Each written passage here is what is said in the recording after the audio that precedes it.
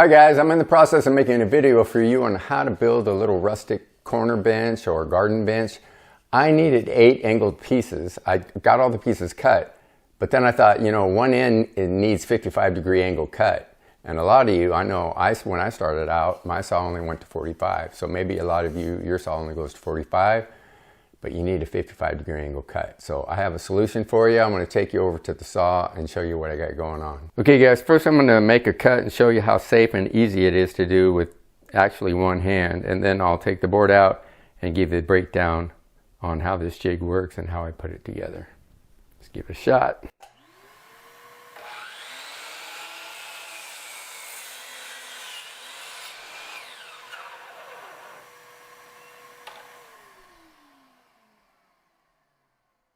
Alright guys, let me show you how I put this jig together.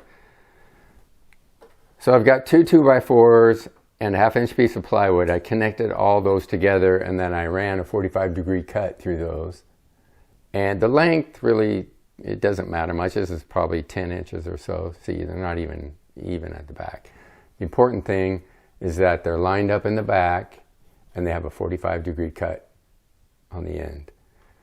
Then I connected all that to the baseboard, which is 3/4 of an inch.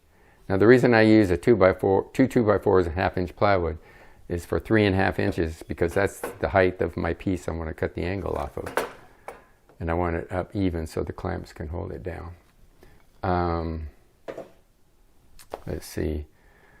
You can see all the holes where I tried placing the clamps. It was just basically a hit and miss on making sure the clamps, once the piece is in place, stay away from the saw from hitting it. And then I also had to fiddle around with how far forward. I had to go a little bit forward to keep it from hitting. And at the same time, I had to use this piece along the fence in the back to bring the jig out a ways so everything would work as you saw when I made the cut. Now, this is one of the most difficult ones I put together, and it's really not that hard. Usually, I'll cut 3/4 inch material, or if you're going to cut a 2x4 flat, then you only need one 2x4 and the base. And then it's a lot easier because the saw doesn't reach down that far to the clamps. But that's the basic idea of putting it together. The base, it just needs to be out enough to hold whatever material you have. So I have my 2x4 on edge, and that fits on there. Now here's where you figure out, and then I clamped it down with a couple of clamps. It's just, everybody's saw is going to be different, so you just got to figure out how to do that way. But here's the thing to figure out your angles. So I needed a 55-degree angle cut. Remember I told you to cut these boards at 45.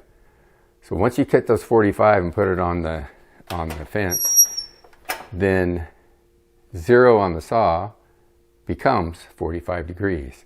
So whatever you move it, you just add to 45. So if I go to there, that'll be a 50-degree cut. If I go to 10, which I just did and needed, that's a 55-degree cut. And then you could just go all the way. Now, you can't get too severe.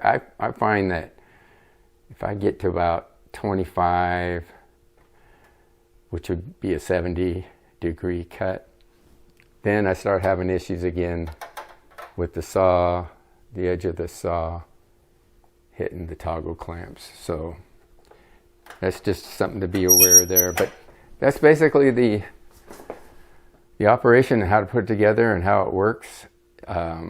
Again, it's really not that hard. I'll show you just a basic. Here's a simple one I put together. Now, if you're just going to cut, I do a lot of 2x2s to make cross braces and such. So I only need the one 2x4, or you could use a 2x6, whatever, to clamp that down since it's the same height. And then same way with figuring the degrees out, 45 plus whatever you move the saw to. So if you guys are interested in the build I'm working on right now, that rustic garden bench, I'll put a link once that's finished down below. But in that video, I'm going to be talking about the angles you needed for the cross bracing, and then I'll just reference this video to show you guys how to make it. So I hope that helps. If you have any questions, put them in the comments below. I'll try to answer them. I think I covered pretty much everything I need to cover.